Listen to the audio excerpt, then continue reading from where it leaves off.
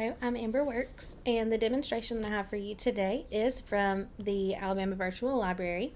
So for this demonstration, I'm going to go into elementary school because that is the age that I taught, so it felt more relevant to me. There were lots of different resources that were available, as well as how you could break it down by topic, which I thought was very interesting. But one thing that I wanted to explore more was PebbleGo, specifically because I've heard lots of teachers talk about PebbleGo. I know that there are some teachers in my school that use it, but it's not something that I'm familiar with or that I've ever used. So we're going to click on, if you click on the eye, you can get more information. This is a science-based resource that's for students in grades K through 3. But as I explored, I realized that there were some things in here that I have been using recently for my 4th and 5th graders. So when you go into PebbleGo, so there's a search bar straight up here at the top, and we're going to talk about that a little bit later. But you can see that there are options for animals and then science. So for right now, we're just going to go on into science.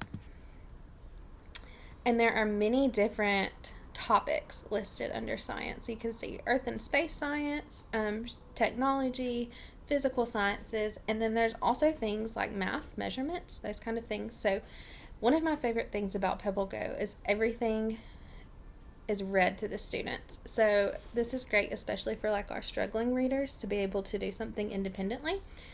Earth and space sciences. And you can see that there are also Math. some math things that are listed under here as well.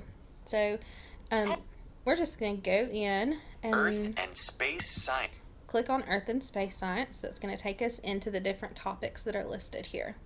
So for this, I'm just going to go straight with Earth Science. And you can see that there are different topics of Earth Science that are listed in here. So landforms is something that I was teaching recently, so we're going to take a look at that. Then it has many different landforms that the students are able to explore. So we're just going to click into canyons. In this, you can see that there are many different ways that students can learn about canyons. Lots of information is given to them. Where are they? How canyons form. But again, like I said earlier, one of the things that I liked the most was that you could have it read aloud to them. Canyons can take millions of years to form. So I thought that was really great for our students who need things read aloud. Another thing that I thought was super cool was that you're able to cite this. It already has it cited for the student. So if they're working on a research project, then they're already working on citing their own sources.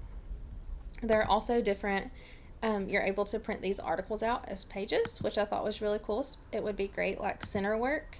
And it has activities for each thing. So it has questions for understanding that you can go in and print off or have the students do online. It also has activities for each of these. A lot of them have science experiments that go along with whatever topic you're reading about. And then it also has videos for each thing that are like a real life resource.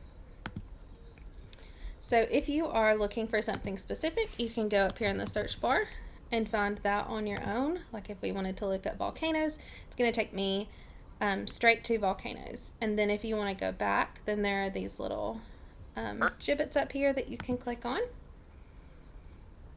And it'll take you back to that main page. One final thing that I want to share, because I thought it was very interesting, was that there are lots of free ebooks on here. So you can go in. All of these books are read aloud to them. So students can choose whatever book that they would like to listen to. And as long as you turn on autoplay, Chapter it's 1. going to read it aloud. The Piñata. Sophia carried. So there are lots of fun resources that are free on here in order to support your science teaching.